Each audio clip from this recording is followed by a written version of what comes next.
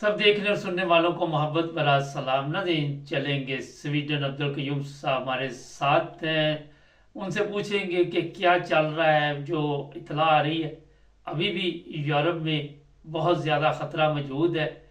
ऐसे ऐसी खबरें चल रही हैं कि रूस जो है यूरोप के ऊपर हमला करेगा और बाज नहीं आएगा।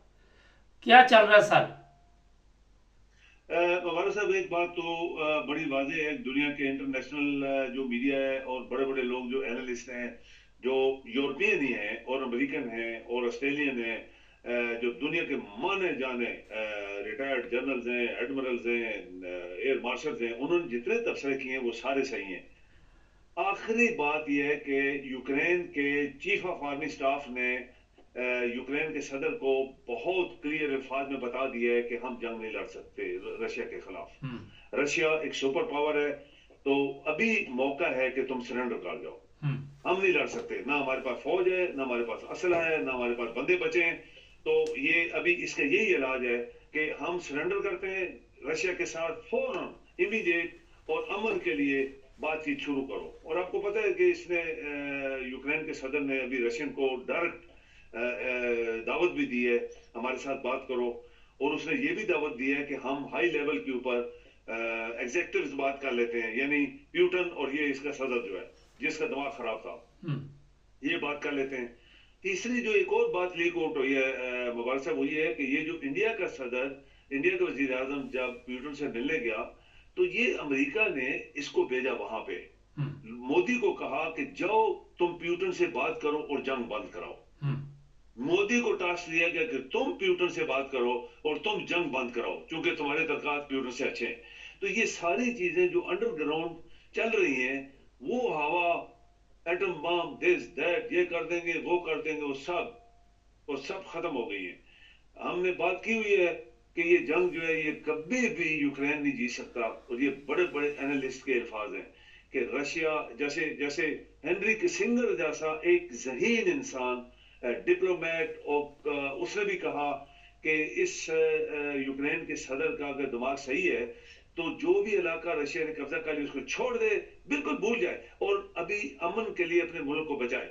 लेकिन वो उसका दिमाग खराब था, वो लोगों से मांगने वाला, मुबारक, लोगों से मांग के लड़ना ये कौन देगा? एक दिन, दो दिन, तीसरे दिन वो लोग मेहमान को भी कहते हैं हमारा घर छोड़ भाई, 3 दिन हो गए तो मैं मुफ्त खा रहा है। तो ये कौन कौन इसको देगा? किसी ने नहीं दिया। वो तमाम पार्टी जो इसको सपोर्ट कर रही थी वो सारी हार रही है। आपके सामने अभी फ्रांस का एक 26-27 साल का वजीर आजम बन गया। उधर बाइडन के जो हालात हैं आपको पता है। ट्रंप, अभी जो एनालिस्ट हैं बड़े, वो ये कह रहे हैं कि ट्रंप बड़ी मेजॉरिटी के साथ अमेरिका का सदर बनने वाला है। और ये कंफर्म्ड है कि ट्रंप के अलावा अमेरिका में कोई और सदर नहीं बन सकता। यहां तक हालात आ गए हैं अभी, ये बाइडन की वजह से। इसको सपोर्ट दे रहा था, पैसे दे रहा था, सब कुछ। तो अभी इसको कोई असला नहीं मिलने वाला, कोई पैसा नहीं मिलने वाला। इसकी फौज खत्म हो गई है, 1 मिलियन से ज्यादा इसके बंदे मारे गए हैं। और इनका चीफ ऑफ आर्मी स्टाफ के लेटेस्ट बयान है कि हम जंग बंद करना चाहते हैं, हम सरेंडर करना चाहते हैं और रशिया से अमन कायम करना चाहते हैं। सर, फर्ज करें चलें जी, यूक्रेन कहता है जी ठीक है हम जंग हार गए, सिलेंडर कर देते, तो रशिया कल को फिर किसी और मुल्क को भी लपेटे में लेगा। मेरे ख्याल में नहीं। रशिया की जो बड़ा कंसर्न था मुबारक से, वो यही था कि ये जो यूक्रेन का ईस्टर्न 3-4 सूबे थे उसमें सारे रशियंस थे। हम्म। वो असल रशियन थे, क्योंकि एक मुल्क होता था किसी जमाने में, तो ये रशियन ज्यादा उधर आबाद थे। और ये जो यूक्रेन का सदर है, ये इसकी गवर्नमेंट या अदारे उनको उनको तंग करते थे, उनको उनकी सारी सहूलतें उन्होंने खींची हुई थी, उनको मारते थे, उनको एक एक इक्वल सिटीजन नहीं समझते थे।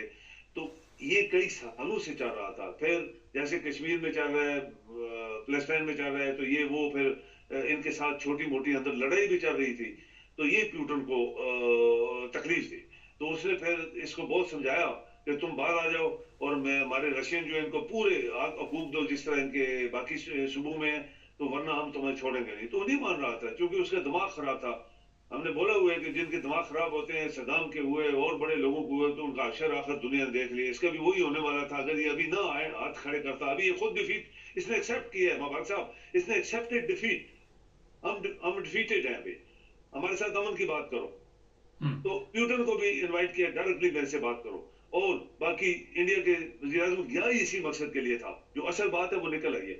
तो अभी क्या होगा कि ये इसने प्यूटन ने 3-4 सूबे से ले लिए हैं, और पुतिन ने कहा भी है कि वो सूबे जो मैंने कब्जा कर लिए वो नहीं दूंगा, बाकी तुम नेटो में कभी भी मेंबरशिप नहीं ले सकते हो, और ये बफर एरिया बनेगा बिटवीन यूरोप एंड रशिया, तो फिर हम तुम्हारे साथ अमन की बात करेंगे।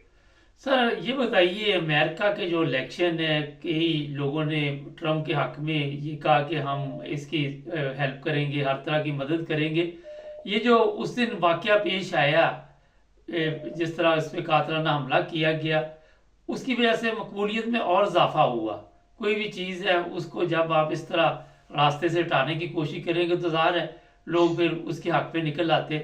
तो अभी आपने कहा कि बड़ी भारी अक्सरियत से जीतेगा, मगर इसके ऊपर ऐसे मुकदमात हैं, कहीं इलेक्शन से पहले कोई उनकी सजा ना सुना दी जाए, फिर क्या होगा? मुश्किल है अभी।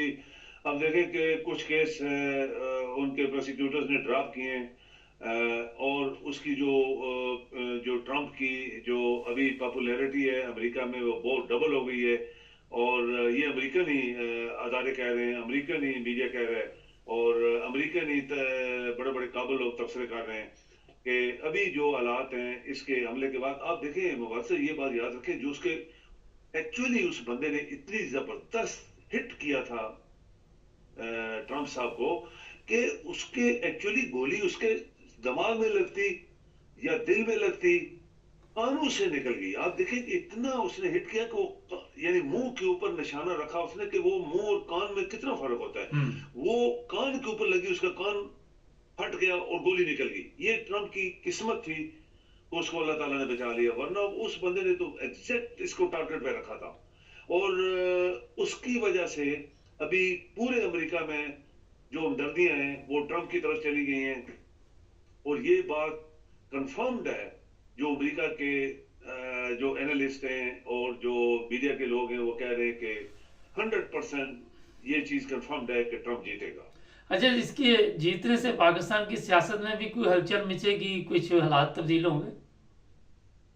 मैं आपको बताऊं कि ट्रंप जो था वो इमरान के जमाने में इमरान को बहुत पसंद कर रहा था। ट्रंप अच्छा आदमी है, हम देखें, हम तारीफ करेंगे मुबारक इसलिए कि वो जंग दुनिया में देखना नहीं चाहता था। उसने वो नॉर्थ कोरिया, हालांकि देखिए छोटा सा मुल्क है, उसको पप्पू करके बुलाता था कि ये पप्पू जो है वो शरारती है, शरारती लड़का है। इसके साथ मिलने के लिए 2-3 दफा चला गया। अमेरिका के सदर जो कभी उसको लिफ्ट नहीं देते थे, वहां उसको 2 दफा मिला। और भी दुनिया में जहां जहां जंगे हैं वो कहता है हम खत्म करेंगे। तो ट्रंप की जो पॉलिसी होगी वो जंग फ्री होगी, यानी वार फ्री होगी दुनिया में। और इस दफा तो अभी उसने कल बयान दिया है, जब उसको गोली लगी, बाद में जब रिकवर हुआ, बाद में उसने बयान दिया कि अभी मैं रशिया और चाइना के साथ बहुत अच्छे रिलेशंस रखना चाहता हूं। ये देखे बयान, ये पॉजिटिव बयान है दुनिया की इकानमी के लिए और दुनिया में अमन कायम करने के लिए, कि दो बड़ी ताकतें हैं रशिया और चाइना। अगर Trump as a president of America अगर ये कहता है कि मैं अमन उनके साथ बातचीत रखना चाहता हूं और अच्छे रिलेशन रखना चाहता हूं, तो ये बात दुनिया के लिए बेहतर है कि दुनिया में अमन आएगा। फिर सर आखिर पे ये बताइए कि ये जो इसराइल का इशू है ये हल होता नजर नहीं आ रहा, दुनिया मर रही है। अमेरिका के इंतखाबात के बाद इसमें भी कोई तब्दीली देख रहे हैं?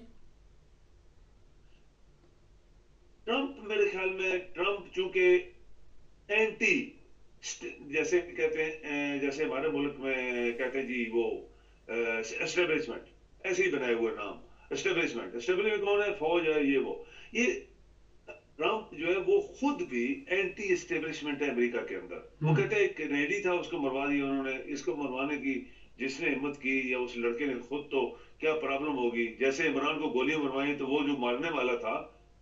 और से एक बात मैं अभी इसी दौरान एक खास बात करने वाला हूं। जी जी। आप ये देखें कि अमेरिका जैसा एडवांस तरक्की याफ्ता मुल्क जो ही ट्रंप साहब के खिलाफ गोलियां लगी, उन्होंने डिक्लेयर किया कि ये मर्डर अटेम्प्ट थी, ट्रंप साहब को मरवाने के लिए गोलियां मारी गई हैं। जबकि पाकिस्तान के अंदर 18 गोलियां इमरान को मरवाई गई और उसको मजाक उड़ाया गया।